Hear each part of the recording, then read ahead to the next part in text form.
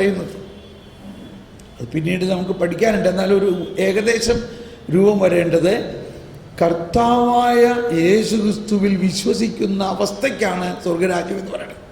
ഈശോ ഒരുപാട് സ്ഥലത്ത് പറയുന്നത് സ്വർഗരാജ്യം സ്വർഗരാജ്യം മൂന്നിടങ്ങഴി മാവിൽ ചേർത്ത പുളിപ്പ് പോലെയാണ് സ്വർഗരാജ്യം, കടുകുമണി പോലെ സ്വർഗരാജ്യം വയലിൽ ഇതെല്ലാം പറയുന്നതിൻ്റെ അർത്ഥം യേശുവിലുള്ള വിശ്വാസത്തിലൂടെ യേശുവിൻ്റെ ജീവിതവുമായിട്ട് ഒന്നായിരിക്കുന്ന വ്യക്തിയാണ്. യേശുവിലുള്ള വിശ്വാസത്തിലൂടെ. ഇപ്പം ഞാനൊരു സൂചന തരികയാണ്. പെട്ടെന്ന് ഇപ്പോൾ ഒരു കോൺഫ്ലിക്റ്റ് ഉണ്ടാകാൻ പോവുകയാണ്. ഫരിസേയരും നിയമജ്ഞർക്കും എതിരാണത്. ഫരിസേയരും നിയമജ്ഞരും വിശ്വസിക്കുന്നത് 10 കൽപ്പന കൃത്യമായി പാലിക്കുകയാണെങ്കിൽ അവർ സ്വർഗരാജ്യത്തിൽ കയറും. അല്ലെങ്കിൽ സ്വർഗരാജ്യത്തിൽ കയറും എന്നല്ല, അവർ നീതീകരിക്കപ്പെടും, അവർ വിശുദ്ധരാകുമെന്ന് വിശ്വസിക്കുകയാണ്. അങ്ങനെ കൽപ്പനയുടെ അനുഷ്ഠാനത്തിലൂടെ അല്ല, യേശുക്രിസ്തുവിലുള്ള വിശ്വാസത്തിലൂടെയാണ് ഒരുവൻ സ്വർഗരാജ്യത്തിൽ പ്രവേശിക്കുന്നത്. ഇത് നമ്മൾ പിന്നീട് പഠിക്കാം. ഒരു സൂചനയാണ് ഇപ്പം തന്നത്. അപ്പോൾ അങ്ങനെ യേശുക്രിസ്തുവിൽ വിശ്വസിച്ച് യേശുവിൽ സ്നാനപ്പെട്ടിരിക്കുന്ന വ്യക്തി വാസ്തവത്തിൽ ആരാകുന്നു? മറ്റൊരേശുവാകുന്നു. ആരാകുന്നു? മറ്റൊരേശുവാകുന്നു. കുറച്ചുകൂടി എളുപ്പം മനസ്സിലാക്കാൻ, അങ്ങനെയുള്ള സ്നാനം സ്വീകരിച്ച വ്യക്തിക്ക് യേശുവിൻ്റെ തിരുശരീര രക്തങ്ങൾ സ്വീകരിക്കുന്നതിലൂടെ അവനാ യേശു കൊണ്ട് നിറയുന്നു. ഈ അവസ്ഥ അബ്രാഹത്തിന് കിട്ടിയോ? മോശയ്ക്ക് കിട്ടിയോ? ഏലിയാക്ക് കിട്ടിയോ? എന്തിന് സ്നാപയോഹന്നാന് കിട്ടിയോ? എന്നാൽ ഇപ്പൊ ആർക്ക് കിട്ടുന്നു? നമുക്ക് കിട്ടുന്നു. ഭാഷണമില്ല, വാക്കുകളില്ല, ശബ്ദം പോലും കേൾക്കാനില്ല, എന്നിട്ടും അവയുടെ സ്വരം ഭൂമിയിലെങ്ങും വ്യാപിക്കുന്നു. കണ്ടോ? പെട്ടെന്ന് എനിക്ക് തോന്നുന്നത് ഇപ്പോൾ ഈ ഒരവസ്ഥ വിശുദ്ധ കുർബാന സ്വീകരണം കഴിഞ്ഞ് നമ്മളിങ്ങനെ പാട്ടുകാരത്തൊക്കെ പാടുന്നുണ്ട്. നമ്മൾ അതൊന്നും അല്ലല്ലോ അധികം ശ്രദ്ധിക്കാറുള്ളതില്ലേ. നമ്മുടെ ഉള്ളിൽ മണവാളൻ ലയിച്ചിരിക്കുന്നു. അതിനനുസരിച്ചുള്ള പാട്ടാണെങ്കിൽ അതിൻ്റെ കൂടെ പോകാം. ഏതുപോലെ? നിന്നിൽ ഞാനുമേ എന്നിൽ നീ ഇങ്ങനെ കണ്ടോ? അപ്പോൾ നമ്മുടെ ആത്മാവിൽ ഈശോ സ്വർഗരാജ്യം, ഈശോ പിതാവും പുത്രനും പരിശുദ്ധാത്മാവും നമ്മുടെ ആത്മാവിൽ ലയിക്കുന്നു. അവിടെ ഒന്നും ചോദിക്കണ്ട, ഒന്നും ചോദിക്കണ്ട. ഭാഷണമില്ല, വാക്കുകളില്ല, ശബ്ദം പോലും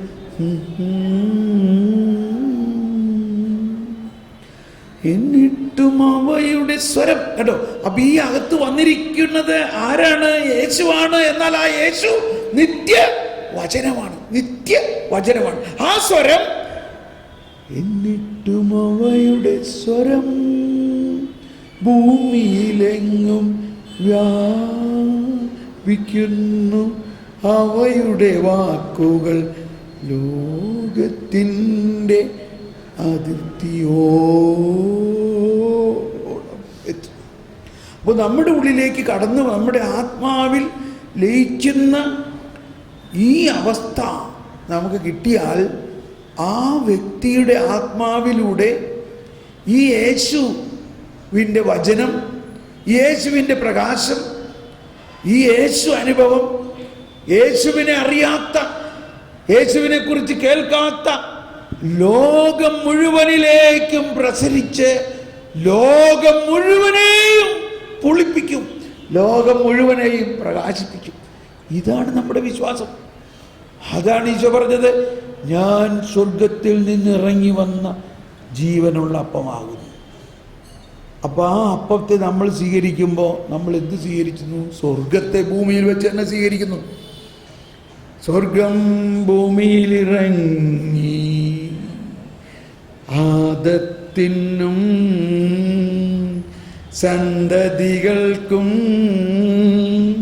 പറുദീസായിൽ പുനരധിവാസം നൽകുന്നതിനായി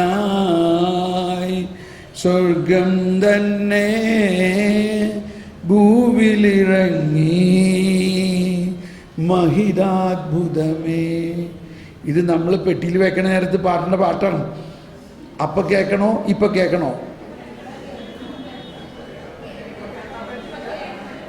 അതാണ്.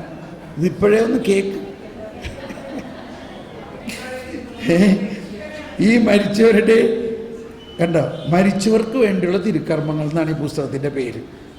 എന്നിട്ട് ഈ പാട്ടൊക്കെ മരിച്ചു കഴിഞ്ഞിട്ട് കേട്ടാൽ മതിയോ? ഇപ്പോഴല്ലേ ഇതിൻ്റെ അർത്ഥം മനസ്സിലാവണത്.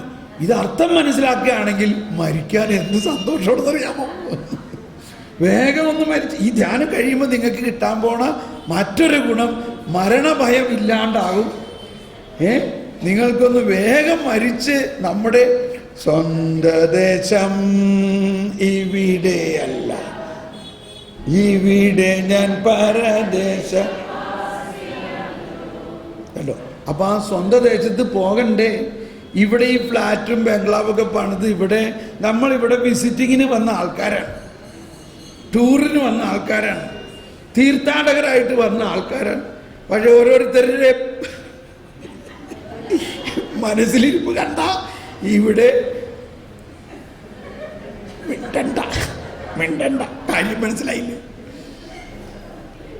ഓക്കെ. അപ്പോൾ പറഞ്ഞു വന്നത്, ഈശോ പറഞ്ഞ ഇതാണ്, എന്നെ നിങ്ങൾ ഭക്ഷിക്കുമ്പോൾ അത് നിങ്ങളുടെ തന്നെ ജീവനെ പ്രകാശിപ്പിക്കുക മാത്രമല്ല, അടുത്ത വചനം പറയുന്നത് ഇതാണ്, ഞാൻ ഈ തരുന്നത് എൻ്റെ ശരീരമാണ്, അത് ലോകം മുഴുവൻ്റെയും ജീവന് വേണ്ടിയാണ്. ലോകം മുഴുവനും യേശുവിനെ ഭക്ഷിക്കാൻ പറ്റുന്നുണ്ടോ? പറ്റുന്നില്ല.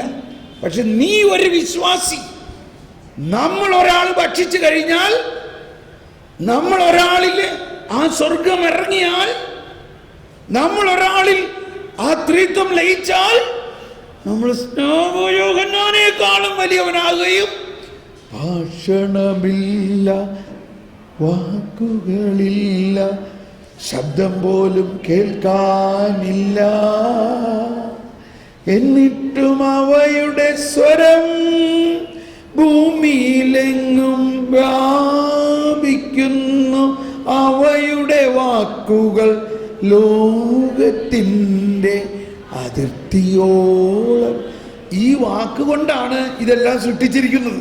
ഇത് ആകാശം ദൈവത്തിൻ്റെ കരവേലയാണെന്നൊക്കെ പറഞ്ഞ ആ വാക്ക് മനുഷ്യനായി അവതരിച്ച് മനുഷ്യനെ രക്ഷിച്ച് അവൻ്റെ ആത്മാവിൽ ലയിച്ച് അവൻ്റെ ആത്മാവിലൂടെ ലോകം മുഴുവനിലും പ്രസരിച്ച് അങ്ങനെ എന്ത് സംഭവിക്കും? ഈ ലോകം മുഴുവനിലുമുള്ള എല്ലാ ആളുകളും ഒരു നാൾ യേശുവിനെ അറിയും, യേശുവിനെ കുറിച്ചുള്ള ജ്ഞാനം കൊണ്ട് നിറയും. ഇത് നിങ്ങൾ വിശ്വസിക്കുന്നുവോ? അതായത് ഈ ഭാരതത്തിലെ എല്ലാ ഹൈന്ദവരും, എല്ലാ ബുദ്ധിസ്റ്റും, എല്ലാ മുസ്ലിമും, എല്ലാ സൗരാഷ്ട്രീയനും, ജൈൻ, പഞ്ചാബി, പാഴ്സി, ഇവരെല്ലാവരും യേശുവിനെ കുറിച്ചുള്ള ജ്ഞാനം കൊണ്ട് നിറയുമോ? നിറയുമോ? നിറയുമോ? എന്തുകൊണ്ടാ? എന്ത് പറയാനുണ്ടെങ്കിൽ പറഞ്ഞു. എന്തുകൊണ്ടാ ഈ മനുഷ്യർ മുഴുവനും പാപാവസ്ഥയിൽ വന്നത്? ആദത്തിൻ്റെ പാപം മൂലമാണ്. ആദത്തിൻ്റെ പാപം മൂലമാണ്.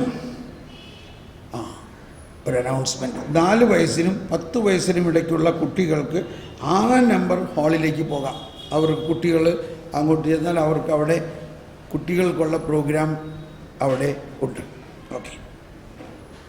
അപ്പം ഈ ലോകം മുഴുവനും പാപത്തിൽ വീണത് ആദം ചെയ്ത പാപത്തിൻ്റെ പരിണത ഫലമായിട്ടാണെങ്കിൽ, ആ ഒരു മനുഷ്യൻ മൂലം ചെയ്ത പാപത്തിൽ നിന്നും ലോകം മുഴുവനെയും രക്ഷിച്ച് അവരെ വീണ്ടും പറുദീസായിൽ കൊണ്ടുവരാൻ, അതാണ് ആദത്തിൻ പിഴ കാരണമായി മർത്യനു വന്ന കടം വീട്ടി ക്രിസ്തു നമുക്കായി തൻ രക്തം ചിന്തിയൊഴിച്ച ശിക്ഷകളും. മതി മതി. അപ്പോൾ അങ്ങനെ നമ്മൾ വിശ്വസിച്ച് ആ ക്രിസ്തു നമ്മുടെ ആത്മാവിൽ ലയിക്കുമ്പോൾ, ആ ക്രിസ്തു നമ്മുടെ ആത്മാവിൽ ലയിച്ചപ്പോൾ തന്നെ ക്രിസ്തു ഉദ്ദേശിക്കുന്നത് ഇത് ഓരോ മനുഷ്യരിലും ചേർക്കുന്ന പുളിപ്പാണ്. ഈ പുളിപ്പ് 3 ഇടങ്ങഴി മാവിനെയും പുളിപ്പിക്കും, ലോകം മുഴുവനെയും പുളിപ്പിക്കും. അങ്ങനെ വിശ്വസിക്കുന്നുവോ? വിശ്വസിക്കണം. അതാണ് നമ്മൾ കുർബാനയിൽ പ്രാർത്ഥിക്കുന്നത്. മനുഷ്യവർഗത്തിന്റെ പ്രത്യാശയായ ക്രിസ്തുവേ. വൈദികൻ പ്രാർത്ഥിക്കാണ് ഈ ബലി അർപ്പിക്കാൻ വേണ്ടി എനിക്ക് വേണ്ടി പ്രാർത്ഥിക്കണേ. അപ്പോൾ നമ്മൾ എന്താ പ്രാർത്ഥിക്കുന്നത്? അങ്ങ് അർപ്പിക്കുന്ന ബലി ഞങ്ങൾക്ക് വേണ്ടിയും ലോകം മുഴുവന് വേണ്ടിയും ഉള്ള ബലിയാണ്. അപ്പോൾ എപ്പോഴും ബലി അർപ്പിക്കുമ്പോൾ ശ്രദ്ധിക്കണം, ഈശോ ബലി അർപ്പിച്ചത് ക്രിസ്ത്യാനികൾക്ക് വേണ്ടിയല്ല, ലോകം മുഴുവന് വേണ്ടിയാണ്. ഈശോ ബലി അർപ്പിച്ച സമയത്ത് ഒറ്റ ക്രിസ്ത്യാനി ഉണ്ടായിരുന്നില്ല. ഉണ്ടായിരുന്നോ? യേശു ക്രിസ്തു ക്രിസ്ത്യാനികളുടെ ഒരു പ്രൈവറ്റ് പ്രോപ്പർട്ടി അല്ല.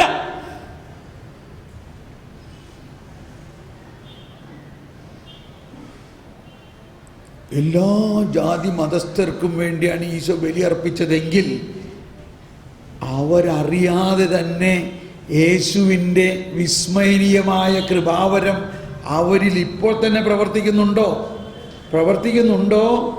ഉണ്ടോ? ഭാഷണമില്ല, വാക്കുകളില്ല, ശബ്ദം പോലും കേൾക്കാൻ. അപ്പം അങ്ങനെ അവരിൽ പ്രവർത്തിക്കുന്നുണ്ട്. ഇനി എൻ്റെ കർത്താവേ, ഇതുപോലെ വിശദമായിട്ട് ഈ സങ്കീർത്തനം ആദ്യമായിട്ടാണ് കേട്ടോ ഞാൻ വ്യാഖ്യാനിക്കുന്നത്. എന്തോ വലിയ കാര്യം നിങ്ങളിലൂടെ ചെയ്യാനുണ്ട്. 19 സങ്കീർത്തനത്തിൻ്റെ അടുത്ത ഭാഗത്തിലേക്ക് ചെല്ലുമ്പോൾ നമ്മളെ ആശ്ചര്യപ്പെടുത്തുന്ന കാര്യമാണ് വരാൻ പോകുന്നത്.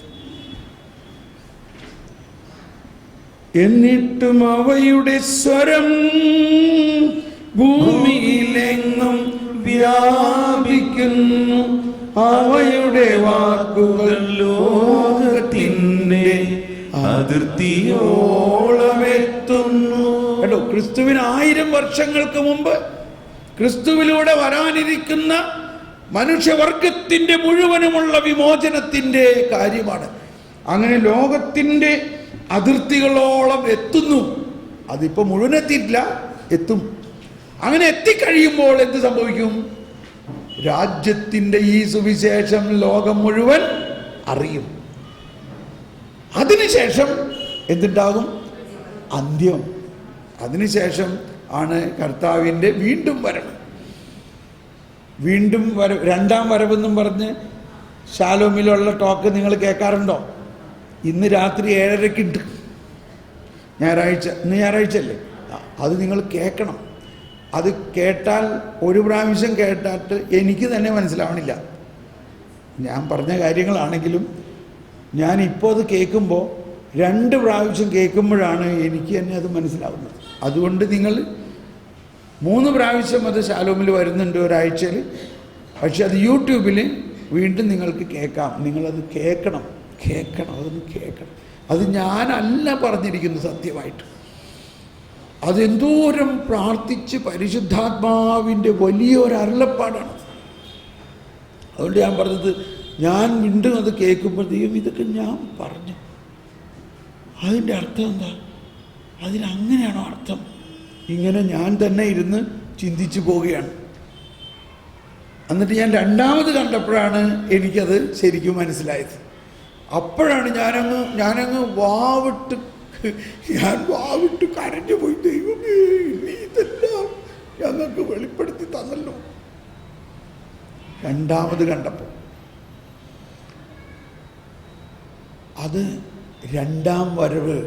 അപ്പോൾ ഇവിടെ പറയുന്നത്, ഇനി ശ്രദ്ധിക്കണം കേട്ടോ, ഈ ലോകം മുഴുവനിലേക്കും ആ യേശുവിൻ്റെ പ്രകാശം പരന്ന് ലോകം മുഴുവനിലുള്ള സകല അന്ധകാരത്തെയും കീഴടക്കി സകല പാപത്തിന്റെ മേലും വിജയം സ്ഥാപിക്കും. വിജയമാണ്, വിക്ടറി. ഈ വിക്ടറി കുരിശിൽ നേടിക്കഴിഞ്ഞോ? നേടിക്കഴിഞ്ഞോ? നേടിക്കഴിഞ്ഞു, നേടിക്കഴിഞ്ഞു. ആ നേടിക്കഴിഞ്ഞ വിക്ടറിയുടെ ആത്മാവാണ് നമ്മളിലേക്ക് വന്നിരിക്കുന്നത്. ആ ആത്മാവ് ലോകത്തിലേക്ക് കടന്ന് ലോകം മുഴുവനെയും ആ വിക്ടറി, ആ വിജയത്തിലേക്ക് കൊണ്ടുവന്ന് കഴിയുമ്പോൾ അവൻ വീണ്ടും വരും. എന്നിട്ട് എന്ത് പറയുന്നു? അപ്പൊ ഈ ലോകം മുഴുവനുമുള്ള എല്ലാവരും കർത്താവിൻ്റെ മണവാട്ടിമാരല്ലേ? ആ മണവറ, അത് ഓരോരുത്തരുടെയും ആത്മാവിലുള്ള മണവാളൻ മണവാട്ടി ബന്ധമൊന്ന് സഭയാകുന്ന, ദൈവജനമാകുന്ന, ദൈവത്തിൻ്റെ സൃഷ്ടി മുഴുവനുമാകുന്ന, ദൈവത്തിൻ്റെ മനുഷ്യ മക്കളാകുന്ന അവരെല്ലാവരും ഈശോയെ സ്വീകരിച്ച് കഴിയുമ്പോൾ ഈ മണവാളൻ്റെ ഗമ എന്തായിരിക്കും എന്ന് ആലോചിച്ച് നോക്കി. ഈ മണവാളൻ്റെ ഗമ എന്തായിരിക്കും ഇല്ലേ? ഇനി അടുത്തതൊന്ന് പാടിയേ, ഇനി അടുത്തത് ആ ഉദ്ദേശത്തിലൊന്ന് പാടിയേ. എന്നിട്ടും അവയുടെ സ്വരം ഭൂമിയിലെങ്ങും വ്യാപിക്കുന്നു, അവയുടെ വാക്കുകൾ ലോകത്തിൻ്റെ അതിർത്തിയോളമെത്തുന്നു. അവിടെ സൂര്യനൊരു കൂടാരം അവിടന്നു നിർമ്മിച്ചിരിക്കുന്നു. മണവറയിൽ നിന്ന് മണവാളനെന്ന പോലെ സൂര്യനതിൽ നിന്ന് പുറത്തു വരുന്നു. മല്ലനെ പോലെ പ്രസന്നതയോടെ അവൻ ഓട്ടമാരംഭിക്കുന്നു. ആകാശത്തിൻ്റെ ഒരറ്റത്ത് അവനുദിക്കുന്നു. വരട്ടെ വരട്ടെ വരട്ടെ വരട്ടെ. ഇത് വളരെ വിസ്മയനീയമായൊരു കാര്യമാണ് പറയാൻ പോണത്. ഇപ്പം നമ്മളുടെ സിറ്റുവേഷൻ എവിടെയാണ്? അവൻ്റെ കീർത്തി ലോകം മുഴുവനും പരന്നു, ലോകം മുഴുവനും യേശുവിനെ അറിയുന്നവരായി കഴിയുമ്പോൾ അവിടെ സൂര്യനൊരു കൂടാരം അവിടെ നിന്ന് നിർമ്മിച്ചിരിക്കുന്നു. ഇവിടുത്തെ സൂര്യൻ എന്ന് പറയുന്നത് ഈ വേറൊരു ഫിഗറേറ്റീവ് ലാംഗ്വേജാണ്. ഏത് സൂര്യൻ? നീതി സൂര്യൻ, അതായത് യേശു കർത്താവാകുന്ന സൂര്യൻ. അവൻ മണവറയിൽ നിന്ന് മണവാളൻ, കേട്ടോ. മണവാളൻ, അതാണ് ഞാൻ പറഞ്ഞത്, മണവാളൻ മണവാട്ടി എന്ന് പറഞ്ഞപ്പോൾ ഇതിലെ മണവറയിൽ നിന്ന് മണവാളൻ എന്ന പോലെ പുറത്തു വരുന്നു. പിന്നെ അവൻ്റെ സൂര്യൻ അതിൽ നിന്നും പുറത്തു വരുന്നു. അപ്പോൾ സൂര്യൻ ആരാണ് ഇവിടെ? മണവാളനാണ്. മണവറ ഈ ഭൂമി മുഴുവനും, അതായത് ഈ ഭൂമി മുഴുവനിലുള്ള എല്ലാ മനുഷ്യരും മണവാട്ടി ആയി മാറിയിരിക്കുന്നു. എന്നിട്ട് പറഞ്ഞിരിക്കുന്നു മല്ലനെ പോലെ പ്രസന്നതയോടെ. മല്ലൻ എന്ന് പറഞ്ഞാൽ ഒരു ഗുസ്തി അല്ലെങ്കിൽ ഒരു ഗുസ്തി എന്നല്ലേ പറയാം. മല്ലൻ ഒരു ഗുസ്തിയുടെ പശ്ചാത്തലമാണ് അവിടെ. അതാണ് ഫിഗറേറ്റീവ് ലാംഗ്വേജ് ഞാൻ പറഞ്ഞത്, ശ്രദ്ധിക്കണം. മല്ലൻ ഒരു ഗുസ്തി കഴിഞ്ഞ് പ്രസന്നതയോടെ പുറത്തു വരുന്നു എന്ന് പറഞ്ഞാൽ എന്താ അർത്ഥം? ജയിച്ച മല്ലനാണോ തോറ്റ മല്ലനാണോ? ഒന്ന് ചിന്തിച്ചു നോക്കി. ആ ഗുസ്തിയിൽ രണ്ടുപേര് ഉണ്ട്, അതിനകത്ത് ഒരാൾ ജയിച്ചു. ആ ഗുസ്തിയിൽ ജയിച്ചു കഴിഞ്ഞപ്പോൾ അപ്പൊ എന്തായിരുന്നു ഈ ഗുസ്തി? ഈ ഗുസ്തി എന്താണ്? ലോകം മുഴുവനെയും പിശാചിന്റെ അടിമത്വത്തിൽ നിന്നും അല്ലെങ്കിൽ പിശാചിന്റെ പ്രവർത്തനത്തിൽ നിന്നും ജയിപ്പിച്ച് പിശാചിനെ നശിപ്പിച്ചു. പിശാചിനെ നശിപ്പിച്ചു. ഗുസ്തി കഴിഞ്ഞു. ഇനി പിശാചിനെ നശിപ്പിച്ചു. അവനെ എണിക്കാൻ പറ്റില്ല. ഒരു വാക്ക്, രണ്ട് വാക്ക്, മൂന്ന് വാക്ക് അവനെ എണിക്കണില്ല. ഇപ്പൊ ആര് ജയിച്ചു? ഏത് മല്ലൻ ജയിച്ചു? കർത്താവ് ഈശോ മിശിഹായാണ്. അങ്ങനെ ജയിച്ചു വരുന്ന മല്ലൻ എങ്ങനെ ജയിച്ചു വരുന്നത്? മല്ലനെ പോലെ പ്രസന്നതയോടെ ജയിച്ചു വരുന്നു. ഇനി ഒന്നുകൂടി പാടി. ഇപ്പൊ ഇനി ഒന്നുകൂടി പാടി നോക്കിയത്. മണവറയിൽ നിന്ന് മണവാളനെന്ന പോലെ സൂര്യനതിൽ നിന്നും പുറത്തു വരുന്നു. മല്ലനെ പോലെ പ്രസന്നതയോടെ അവൻ ഓട്ടമാരംഭിക്കുന്നു.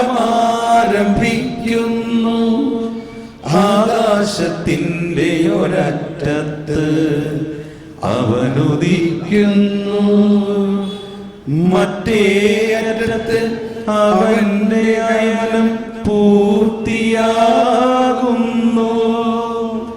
അവന്റെ ചൂടിൽ നിന്നൊളിക്കാനൊന്നിനും കഴിയുകയില്ല. ഒന്ന് എഴുന്നേറ്റ് നിൽക്കാം, ഒന്ന് കരമുയർത്തി ഒന്ന് സ്തുതിച്ചേ. മല്ലൻ പ്രസന്നതയോടെ. എന്തുകൊണ്ടാണ് മല്ലന്റെ പ്രസന്നത? മല്ലൻ ജയിച്ചിരിക്കുന്നു, മല്ലൻ യുദ്ധം ജയിച്ചിരിക്കുന്നു. ആ ജയ ആഘോഷത്തോടെ ഒന്ന് സ്തുതിച്ചേ. ഹല്ലേലൂയ, ഹല്ലേലൂയ, ഹല്ലേലൂയ എന്ന് പറഞ്ഞാൽ വിജയമാണ്. Hallelujah, hallelujah, hallelujah. മല്ലനെ പോലെ പ്രസന്നതയോടെ.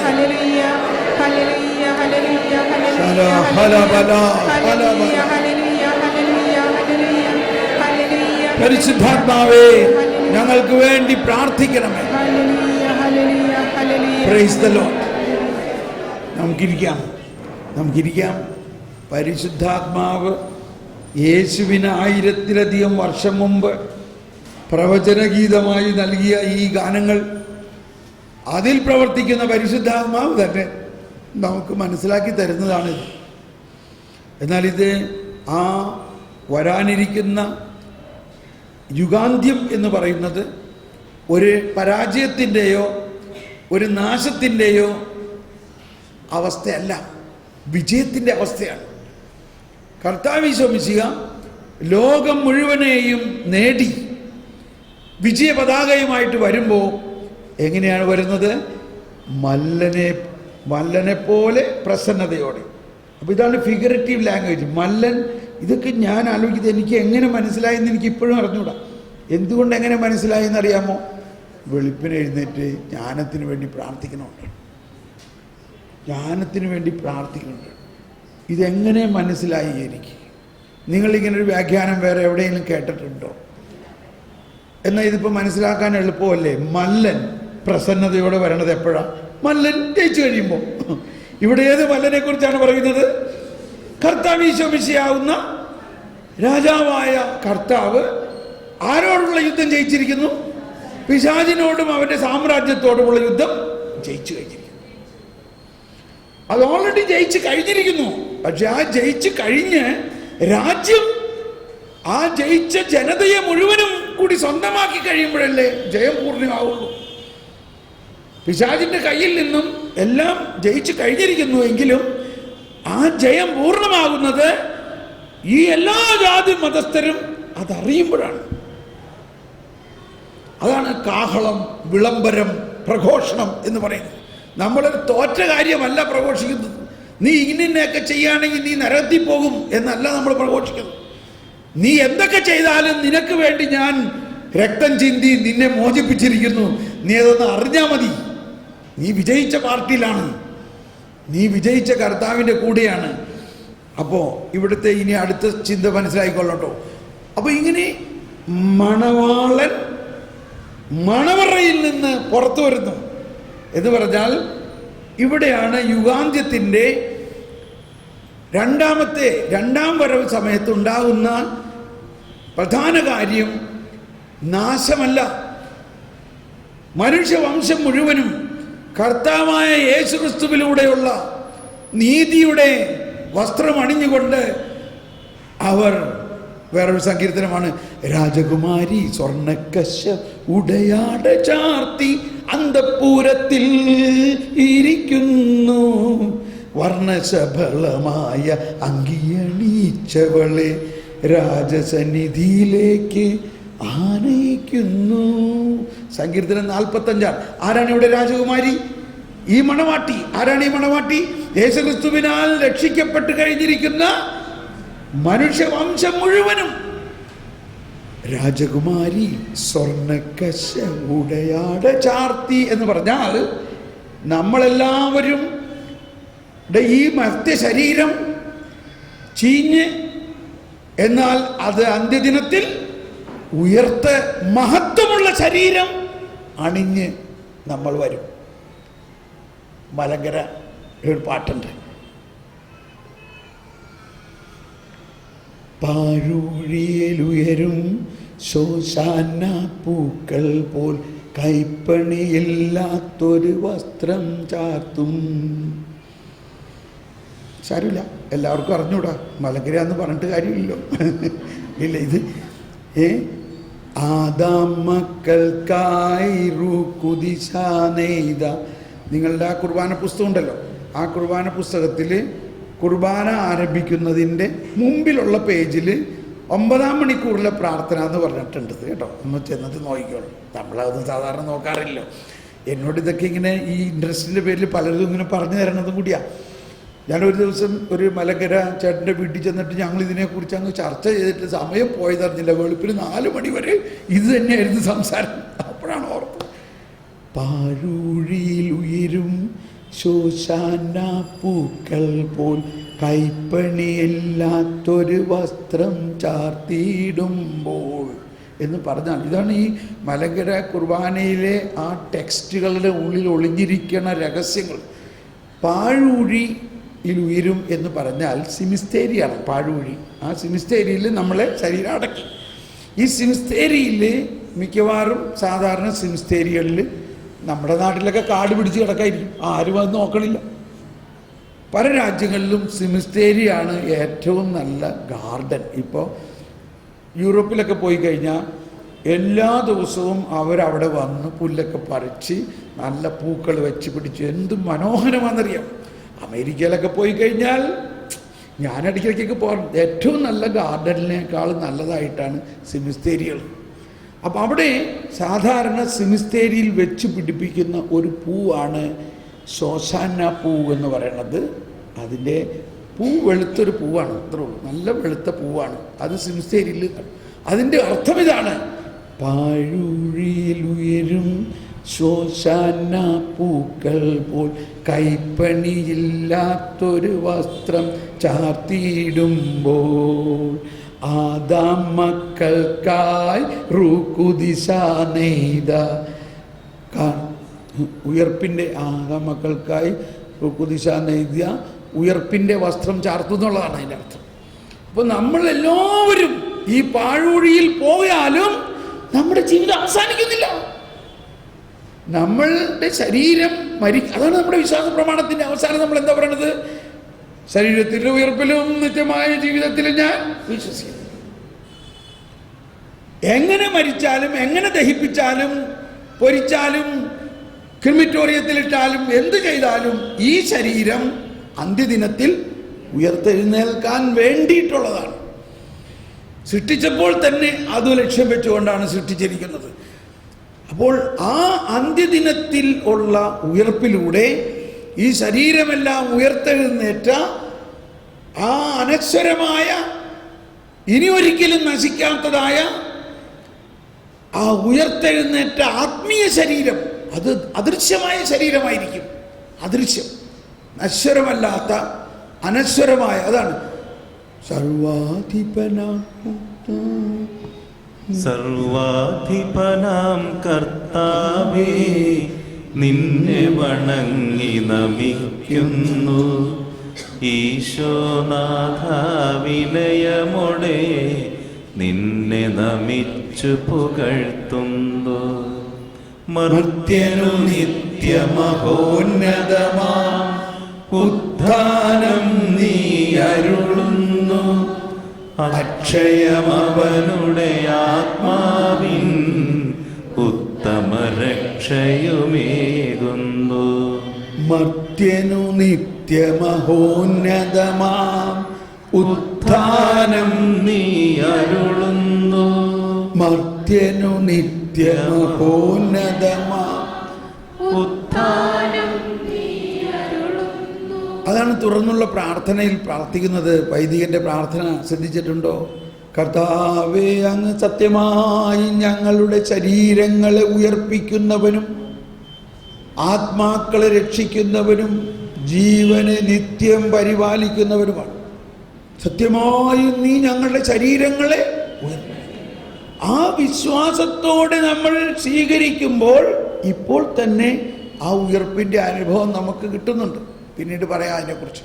അപ്പോൾ ഈ അന്ത്യദിനത്തിൽ ഈശോ വരുമ്പോൾ ഒരു വിനാശത്തിൻ്റെ അവസ്ഥയല്ല, വിജയത്തിൻ്റെ അവസ്ഥയാണ്. വിധിയിൽ വീഴാതവനെ ഞാൻ അന്തിമ ദിവസം ഉയർപ്പിക്കും. അപ്പോൾ അങ്ങനെ ഉയർപ്പിക്കപ്പെടുന്നവരാണ് നമ്മളെല്ലാവരും. അങ്ങനെ ഉയർപ്പിച്ച ആ ജനത മുഴുവനും കൂടിയിട്ട് ഇനി പുതിയൊരാകാശവും പുതിയ ഭൂമിയും ഉണ്ടാവുകയാണ്. പുതിയൊരു ആകാശവും, അതാണ് അന്ത്യവിധി സംഭവിക്കുന്നത്. പുതിയൊരു ആകാശവും പുതിയ ഭൂമിയും.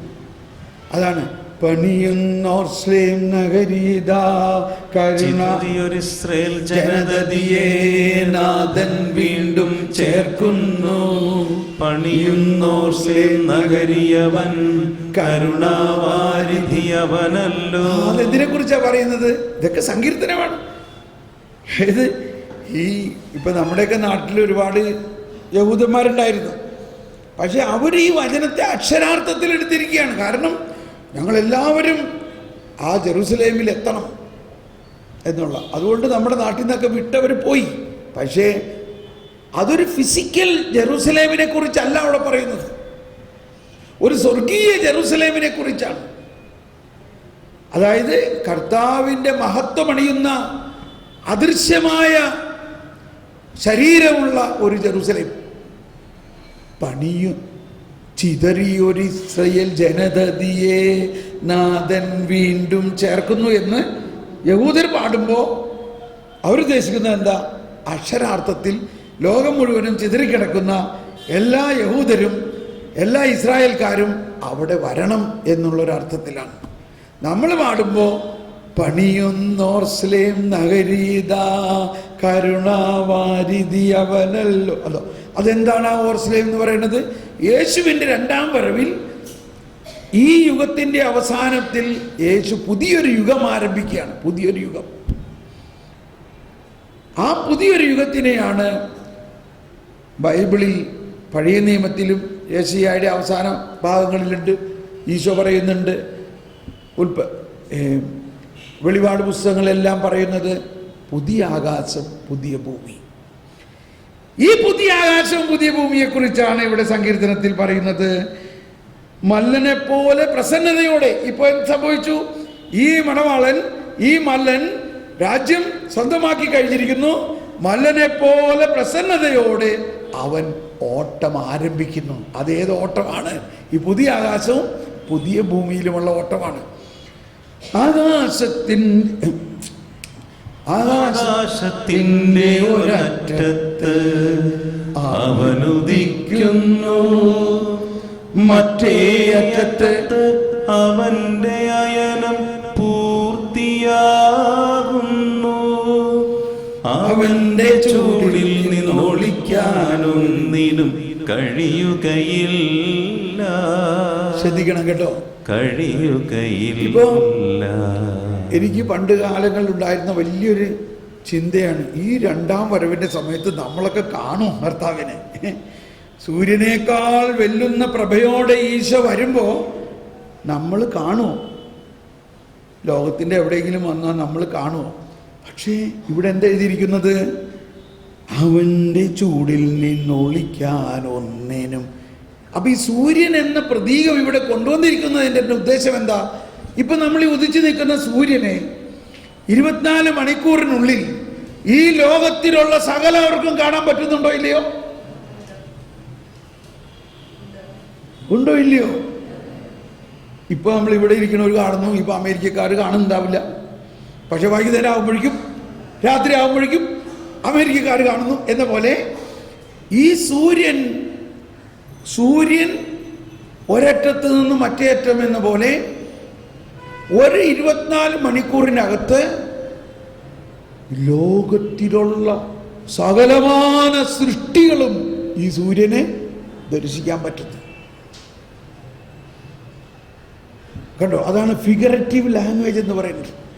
എന്ന പോലെ അവൻ്റെ ചൂടിൽ നിന്നൊഴിക്കാൻ ആർക്കും കഴിയുകയില്ല എന്ന് പറഞ്ഞാൽ പ്രപഞ്ചത്തിലുള്ള എല്ലാ മനുഷ്യർക്കും ഈ വരാനിരിക്കുന്ന നീതി സൂര്യനെ ഒറ്റ ദിവസം കൊണ്ട് എല്ലാവർക്കും കാണാൻ സാധിക്കും.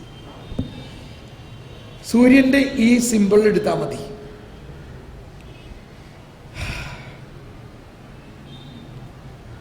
ഇതാണ് ഈ സങ്കീർത്തനത്തിൻ്റെ അർത്ഥം.